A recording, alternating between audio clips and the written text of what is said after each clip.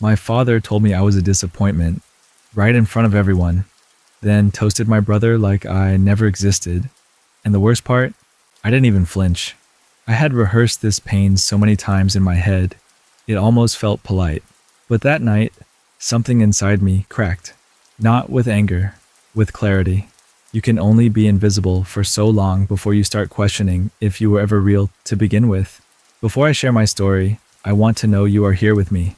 Just say listening in the comments, or let me know where you are. I love hearing how far my story reached.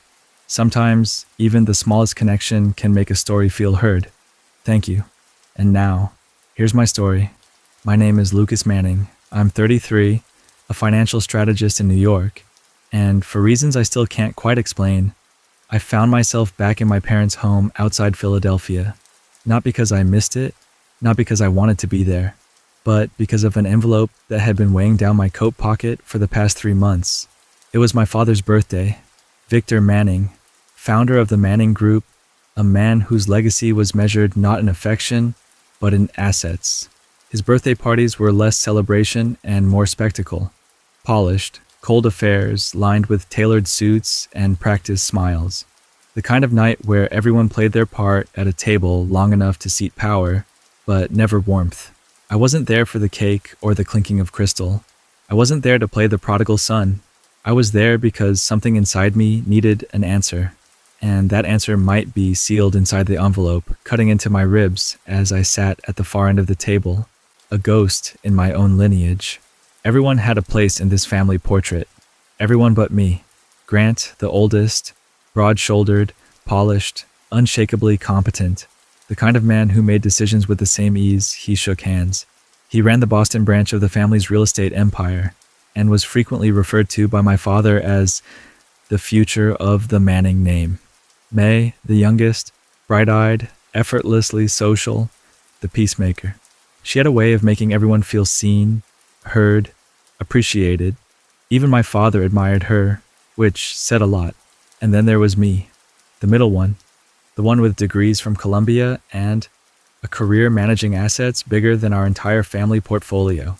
And yet, still just Lucas, the one no one introduced, the one whose name hung in the air but never landed. To my father, I was the city boy who chose piano over baseball, finance over family, and independence over inheritance. A misfit draped in expensive wool, tolerated at best, invisible at worst. Dinner was halfway done when my father stood, wineglass in hand. His voice was clear, confident, commanding. "I'm proud of my children," he said. "Each one of them carries forward the legacy of this family." He turned to Grant first, pride nearly vibrating off his chest. Then to May, eyes softening. Words of affirmation spilled effortlessly, like oil on glass. And then, his gaze swept toward me. He paused, smiled faintly, and drank. No words, no name, just a shift in subject, as though I were an afterthought best left unspoken. That silence was louder than anything else I'd ever heard. I gripped my wineglass so tightly it creaked in my hand. The envelope in my coat pocket pressed against my ribs like a thorn. It wasn't just paper inside. It was the culmination of every unanswered question I had ever asked myself. A DNA test I'd taken months ago after a strange phone call from a stranger with too much knowledge and too little explanation. I hadn't opened it yet. Maybe because part of me feared the answer. Maybe because another part already knew. I stood, slowly. No one noticed. No one called my name. Not even May. Behind me, the clinking of glasses and polite laughter continued like background music. And my father's eyes never even flicked toward the empty chair I'd left behind. I don't remember exactly when I realized I wasn't liked. Not just disliked, but unwanted, unnecessary. Maybe it was the Sunday when Grant got to go with Dad to the Eagles game, and I was left behind with Mrs. Perkins, the housekeeper.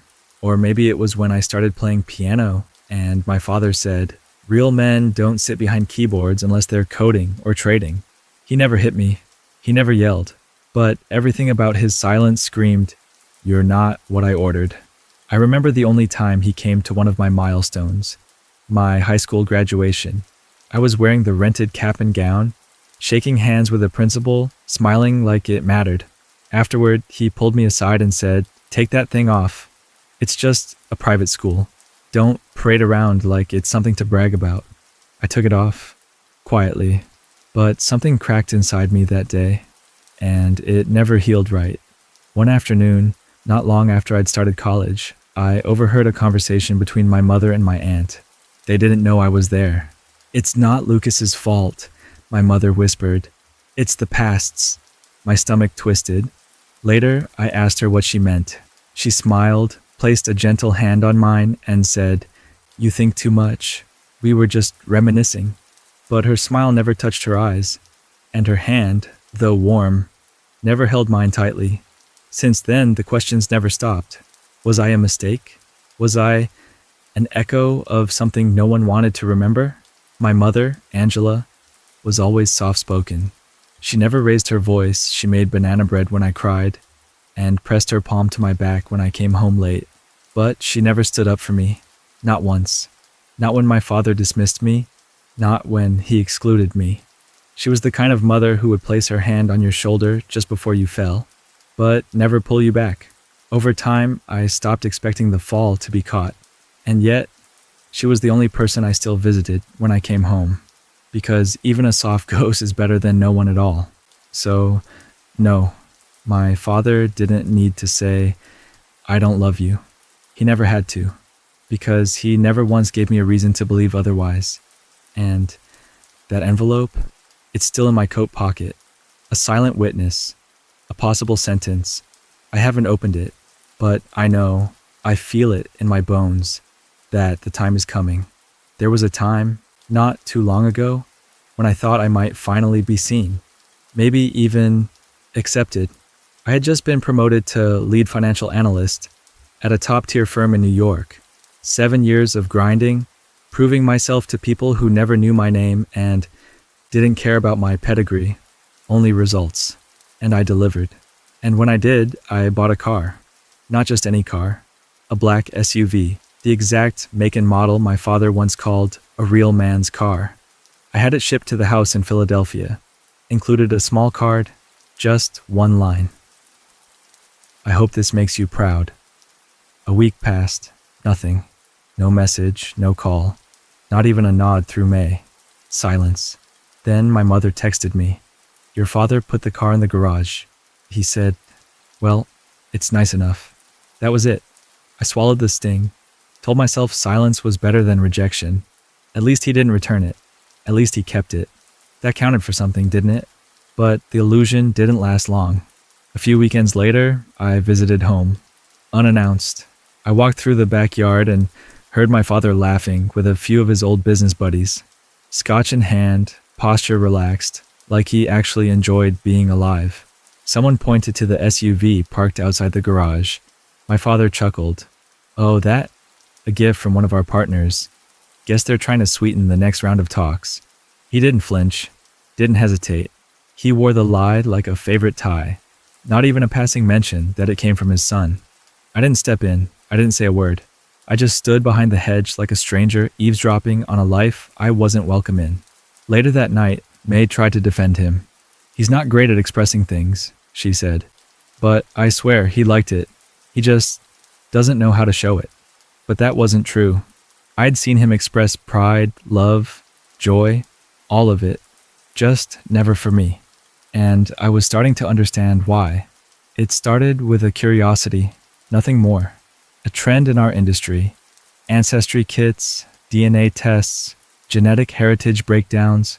I sent one in, thinking I'd learned something about where my bloodline came from.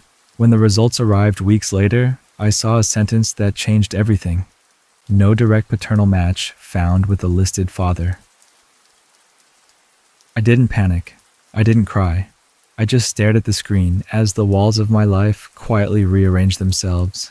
I didn't tell anyone, but the seed of doubt had sprouted, and it kept growing, wrapping around every memory I thought I understood. So, one afternoon, I went back home, slipped into the upstairs bathroom, found my father's brush, pulled a few hairs, wrapped them in a paper towel, and left. I sent them to a private lab in Manhattan. 3 days before his birthday, the envelope arrived. Thick, Heavy. I haven't opened it. It's on my desk now, beside a pen I haven't touched, and a photo of my college graduation that he never attended. That car, that gesture of gratitude, that silent, "Do you see me now?" had become just another prop in his story. A convenient lie to keep up appearances. And for the first time, I didn't just feel hurt. I felt used, not rejected, repurposed. I left the party like someone stepping out of a burning building. No urgency, no panic, just that quiet, numb kind of exit. When you finally accept that nothing in there is worth salvaging. The hotel room was dimly lit, neat, impersonal. The envelope lay on the desk like it had been waiting. I sat across from it, the air thick with something I couldn't name. If he's not my father, I whispered to no one, then who am I in this family? Memories don't hit all at once. They creep in like water under a door. The time he called Grant, the one who'll carry the name, and told me I should learn to cook so I wouldn't starve. The day I brought home a state-level economics award and he said, "Data doesn't speak truth. It just reflects noise." I used to think he was just tough. Now I knew better. I hadn't been growing. I'd been proving. Every certificate, every promotion, every carefully measured success, it wasn't for me. It was for him. Or rather, for the version of me I thought might finally earn his nod. It wasn't growth. It was penance. That night, I picked up the phone and called my mother. I don't know why. Maybe I just wanted to hear someone breathe on the other end. She answered on the third ring. Her voice was tired, soft. "Mom," I asked, "have you ever, even once, felt like I didn't belong in that house?" Silence. A long pause. Then, finally, she said, "Lucas, there are things I can't say aloud in that house, but you were never a mistake." She didn't elaborate. She didn't need to. I sat in the dark, phone against my cheek, and felt my pulse echo in my throat. The next morning, I drove back to the house. Mom had asked me to pick up some old paperwork from the study. The SUV sat in the driveway, clean, polished, pristine. An elderly neighbor walking his dog passed by and gave me a friendly nod. "Victor's new ride, huh? Heard a business partner gave it to him. Fancy folks like him, they get all the perks." I didn't reply, just smiled faintly.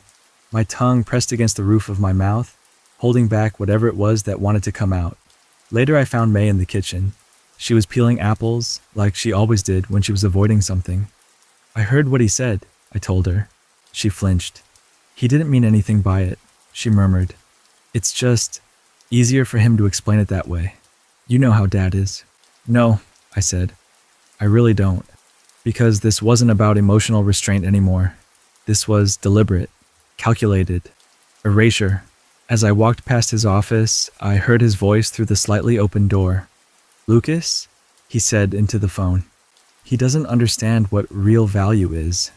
That boy lives to prove himself, not to build anything lasting." It was the kind of sentence that feels almost small when you hear it, but it slices clean through your skin. He didn't say, "my son." He said, "that boy." It hit me harder than I expected. I left the house with nothing in my hands. Nothing except a truth I hadn't been ready to admit.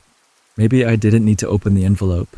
Because sometimes, when someone has already decided you're not family, the blood you share or don't stops mattering. I sat by the hotel window alone, the envelope in my hand now worn at the corners. 3 days. That's how long it had been since it arrived. I'd held it every night, turned it over, memorized the weight of it. I hadn't opened it, not because I was afraid of what it might say, but because somehow I already knew. This wasn't proof anymore. It was release. And yet, I kept hesitating, like some part of me still needed someone else to say it first. What haunted me wasn't the test result itself. It was the possibility that Victor Manning, my father, legally, might have known all along. If he did, then everything made a cruel kind of sense. The coldness, the dismissals, the strategic silence, the way he looked past me like I was a shadow that kept getting in the way of his light.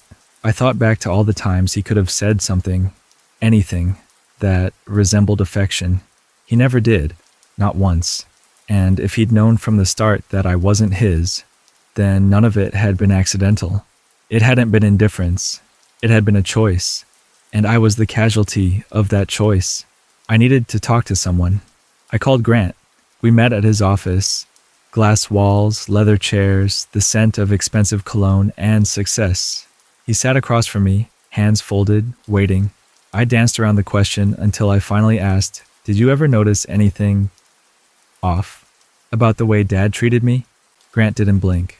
"You don't fit his mold, Lucas. That's it. You chose a different life. It's not personal. It's practical."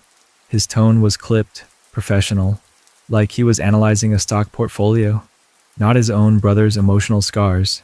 I stood to leave, but as I reached the door, he added, without turning around, "If you're thinking of doing something reckless at the party this weekend, just remember, not everyone's ready for the truth." That stopped me cold. It wasn't advice. It was a warning. That night, back at the hotel, I sat with that thought. The truth. What would it change? Who would it hurt? And why did a part of me still want to shout it from the rooftop? Then there was a knock at the door. It was May. She looked pale, nervous. She held something in her hand. A small envelope, yellowed with time. "I wasn't supposed to find this," she said. "But I did. A few years ago, when I helped Mom clean out the attic." She handed it to me without another word. It was a letter dated 33 years ago, from a man named Robert Ellis. The handwriting was careful, emotional. I unfolded it slowly.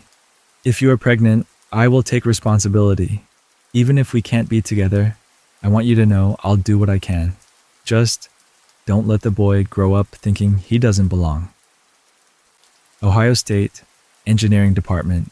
The timeline lined up exactly with the months before I was born.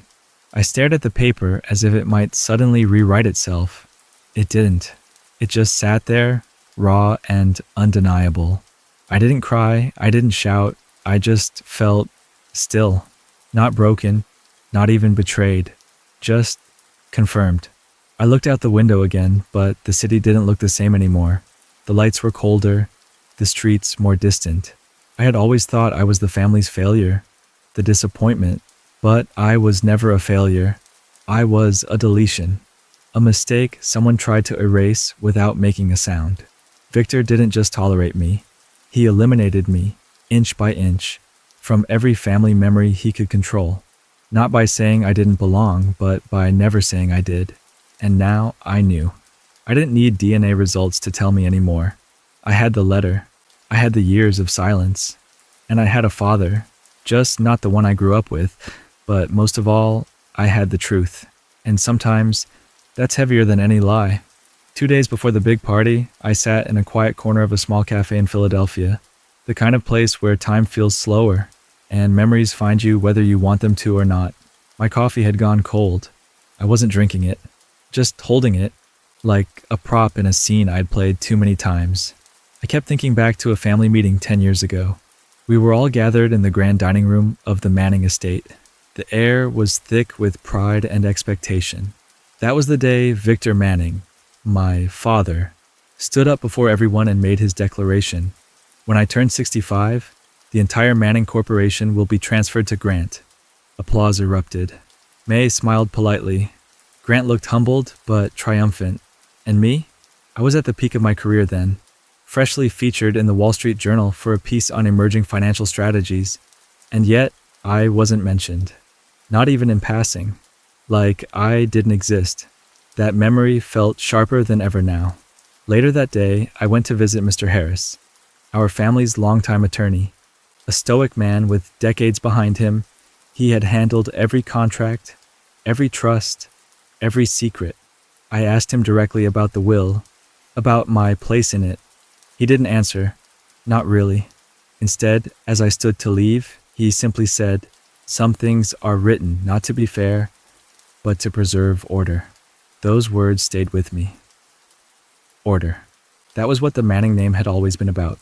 Status, image, legacy, and I had never fit into that neatly ironed idea of order. That night, May called. She asked me to meet her outside the house. Her face was pale, eyes tired. She took a long breath before saying what she had kept for too long. "There's something you should know. When Mom got pregnant with you, Dad told her to terminate." I didn't say a word. She refused. He never hit her, never screamed.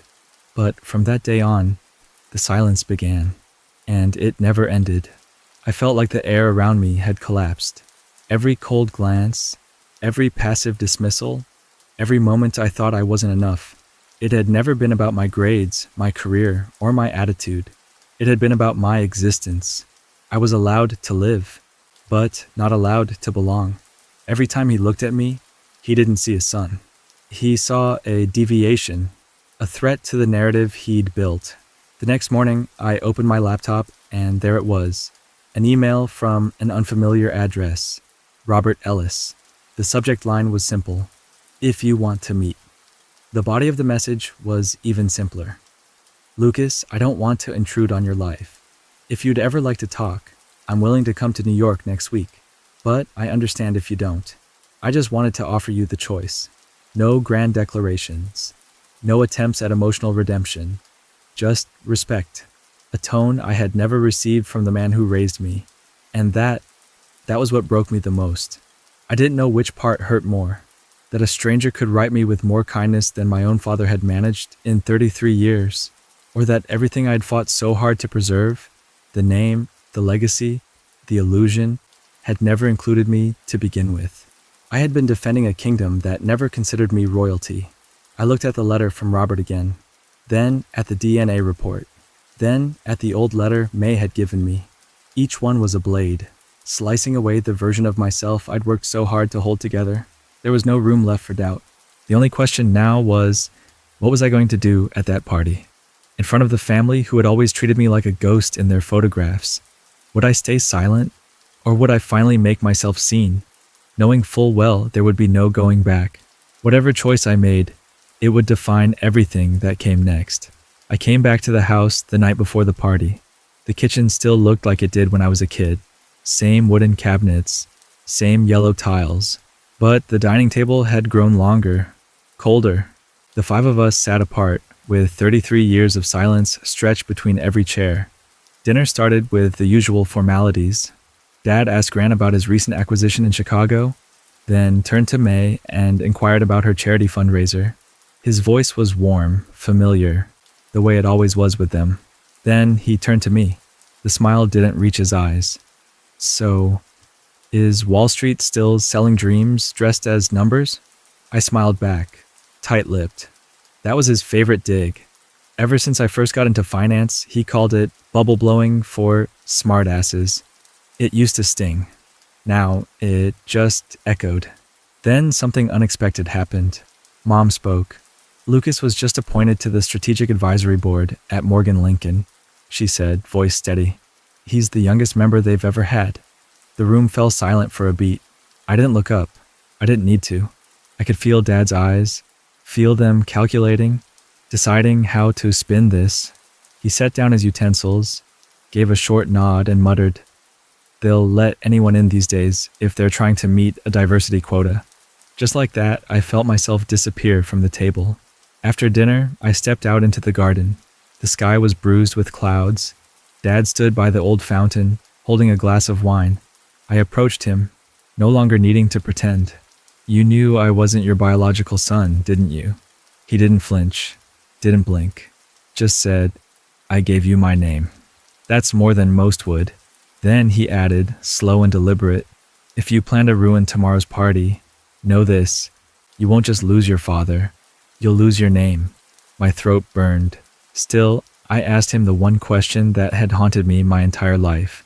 "Then what were you trying to teach me all these years?" His eyes darkened. "That there are things in life you can't change, no matter how hard you try." Back at the hotel, I sat by the window and opened Robert Ellis's email again. My fingers hovered over the keys. Then, slowly, I typed, "I'm not ready to meet yet, but thank you. At least you never treated me like a mistake." I didn't cry, but something in me shifted. A quiet goodbye, not to a man, but to a hope I'd held onto for far too long. The next morning, I arrived at the estate in a tailored black suit. Guests flooded the grounds, laughter and champagne filling the air. I stood at the edge, unnoticed. A few people glanced my way, polite nods at best. Most assumed I was one of the event staff. The backyard was decked in white and gold. Banners hung across the pergola, celebrating 65 years, honoring the founder. It felt like stepping into a museum built for someone else's memory. I saw Dad rehearsing at the podium, adjusting the mic. A thick speech script lay beside him. Grant and May moved gracefully through the crowd, shaking hands, smiling. No one mentioned me. No one asked where I'd been. Behind a curtain near the stage, I stood alone with two papers in my pocket, the DNA results and Robert Ellis's letter, both heavy, both sharp. Then, the applause began. Dad took the stage. He spoke about legacy, about vision, about building something that would outlive him. And then he paused, smiled, and said, This is my son, Grant Manning, the man who will carry our family name forward." Grant walked up. They hugged. Cameras flashed, people clapped, and I stood there, not even a footnote in the story. My hand gripped the envelope in my pocket. This was my moment. I could walk up, take the mic, say everything. The truth, finally spoken aloud. I took one step forward. Grant looked at me. Just one glance. No anger, no fear, just a quiet warning. "Don't do this." And in my head, Dad's voice whispered again, "There are things in life you can't change." I stepped back. I left the party unnoticed. No one called after me. At the hotel, I peeled off the name tag from my lapel. Lucas Manning. I dropped it into the trash. Then I opened my laptop and drafted an email to Mr. Harris. I won't be pursuing any inheritance. The thing I wanted from this family was never theirs to give. I signed it with my real name, for the first time, Lucas Ellis. A week had passed since the party. I was back in New York. There was no rage, no tears, just a hollow quiet that followed me everywhere. People think that speaking the truth is supposed to feel like a release, but sometimes all it leaves behind are broken pieces nobody wants to pick up. Then the phone rang. It was my mother. She didn't apologize, didn't defend herself or my father.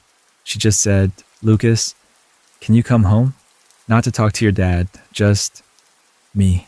I agreed, but I didn't step foot in the main house. We met at the old bakery on 8th and Maple, where she used to take me after every school exam. She looked older, not in the way of wrinkles, but in the way she carried silence. She told me that the day she found out she was pregnant with me, she stood by the lake for nearly 2 hours. Not because she wanted to jump, but because she didn't know if I deserved to be born into this.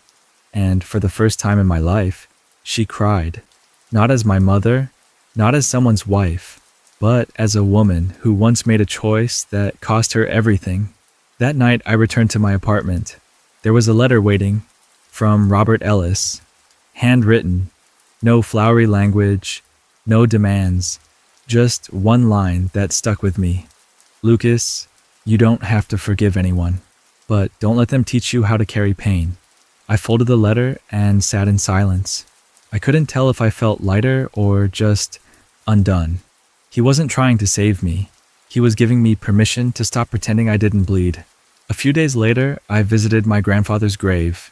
I didn't expect to see anyone there, but Grant and May were standing by the headstone. May looked uneasy. She approached me, eyes lowered. "I'm sorry for keeping that letter. I was scared. I thought if you knew, you'd leave. For good." Grant said nothing. He simply reached into his coat pocket and handed me a key. No words, just the weight of it in my hand. It was for one of our father's private storage rooms. Inside, I found boxes of old files, mostly business, but in the corner, an envelope marked personal.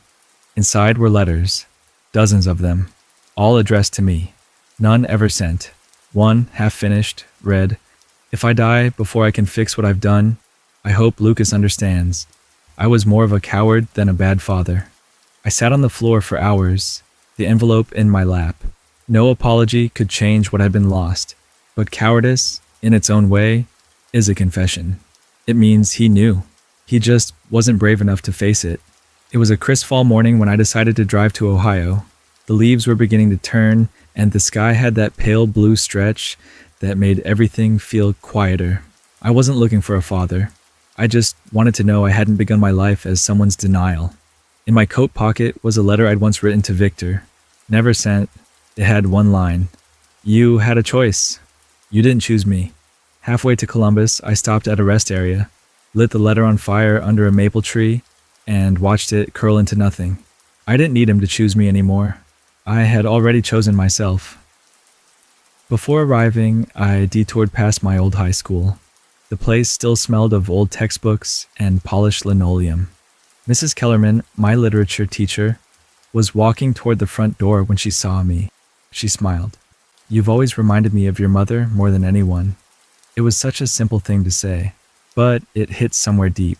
All my life, I thought I didn't fit. Maybe I was just planted in the wrong soil. Eventually, I pulled up to a small wooden house nestled behind rows of red maples. I didn't knock right away, just stood there, breathing. Then the door opened. Robert Ellis looked exactly how I imagined, gray-haired, kind-eyed, and calm. "You want coffee?" he asked. I brew it strong. No embrace, no awkward explanations, no talk of DNA. We sat by the window, two strangers, two men, watching the world go by through steam-fogged glass. No one tried to fix anything. A few days later, I was back in New York. On my desk sat a digitally rendered photo, a boy, me, sitting in my mother's lap, laughing. A moment I never had, now imagined into existence. I opened my personal podcast recorder and hit record.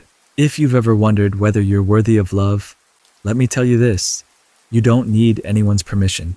You don't need a bloodline. You don't even need a name. You just need to believe that you matter.